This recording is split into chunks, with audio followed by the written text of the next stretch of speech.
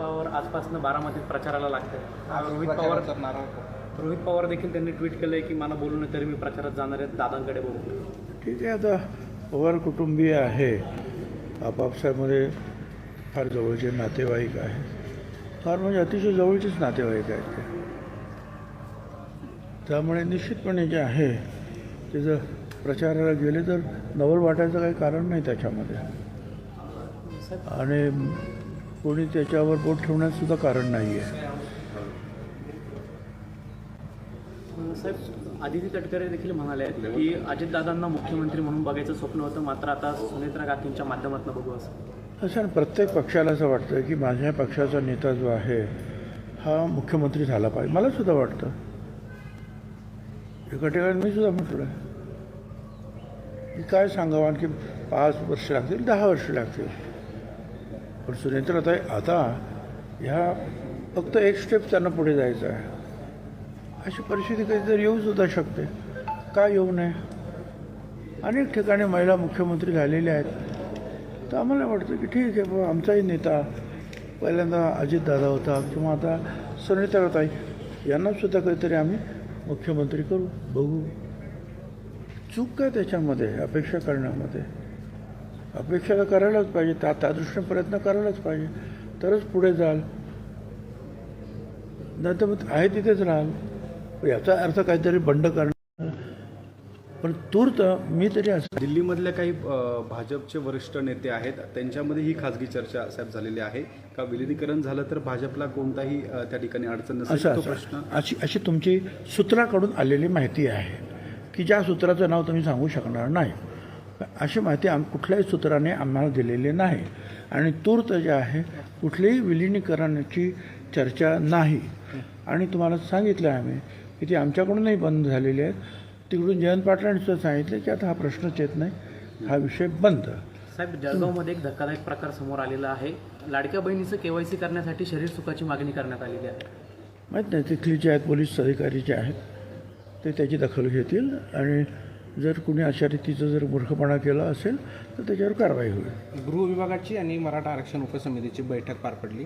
या बैठकीमध्ये मराठा बांधव जे आंदोलन झालेलं होतं त्यामध्ये सरसकट गुन्हे मागे घ्यावं अशी मागणी करण्यात आलेली होती. मात्र ही जी मागणी आहे ती गृह विभागाने नाकारली आहे.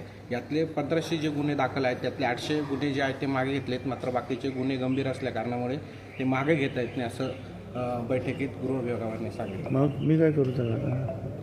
असं आहे की ज्यांनी जे आहे कायदा हातात घेतला असेल आणि काही अडचण निर्माण झाली असेल त्याच्यामुळे ही अडचण निर्माण झाली, परंतु शासनाचा हेतू जो आहे हा शुद्ध आहे, किंवा ठीक आहे आम्ही आंदोलनातली जी गुन्हे आहेत मागे घेतो, आणि तुम्हीच सांगितलं की ती 800 लोकांचे गुन्हे मागे घेतो, ठीक आहे.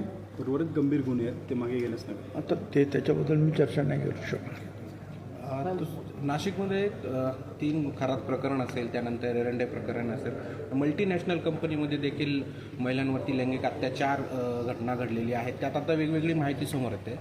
मुलींचे धर्मांतर करण्यासाठी वेगवेगळ्या पद्धतीचा दबाव टाकण्यात येतो. अशा किती कंपन्यांमधून सुरू आहे नाशिकच्या? एकच कंपनी जी आहे तिच्यात. मग सगळ्या कंपन्या घालवायचा विचार आहे का आपला? सगळ्या कंपन्या बंद करायच्या आहेत नाशिकच्या?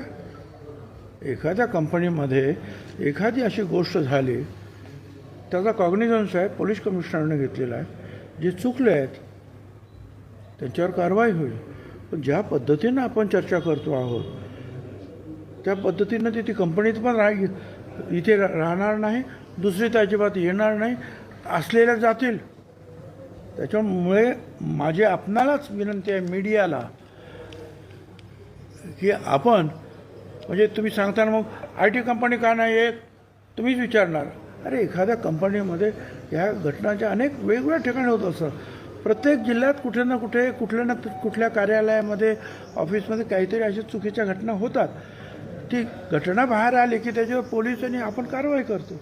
पण त्याला आपण फारच हाईप जर देत राहिलो तर ते कंपनीच म्हणतील ठीक आहे आम्ही बंद करतो बाबा. मग चालणार आहे तुम्हाला? येणाऱ्या थांबणार आहे? चालणार तुम्हाला? आहेत त्या जातील थांबणार आहेत तुम्हाला? ठीक आहे ना, जे झालं त्याच्यावर कडक कारवाईचं काम सुरू आहे. त्याशिवाय शरद पवार म्हणाले की जे वारकरी संप्रदायामध्ये प्रतिगामी लोकांची घुसखोरी झालेली आहे, 60% लोकांच्या मांडणीमुळे जी धर्मांध शक्ती आहे त्यांना बळ मिळतं म्हणून शरद पवार म्हणाले. मग त्याची अधिक माहिती त्यांच्याकडेच असेल ना, त्यांना प्रश्न विचारायला पाहिजे ना. मी काय सांगू, प्रत्येक जण जे जे काय नेते आहेत काय बोलले त्याला त्याचं एक्सप्लेनेशन मी काय करू. साहेब, नाशिकमध्ये म्हाडा प्रकरण चर्चेत आहे. अनेक बिल्डरांसंदर्भात काही त्या ठिकाणी वेगवेगळे प्रकार घडलेले आहे किंवा शासनाचे जे नियम आहे ते धाब्यावर बसून हे सगळे कामं झाले. कारवाई सुरू आहे, काही राजकीय हस्तक्षेप असल्याचा देखील संशय व्यक्त केला जातो. एकूण या प्रकरणाकडे आपण तो संशय माझ्या कानावर आलेला नाही. त्याच्यावर जी काही कारवाई आहे ती कारवाई केली जाते. धन्यवाद. थँक्यू.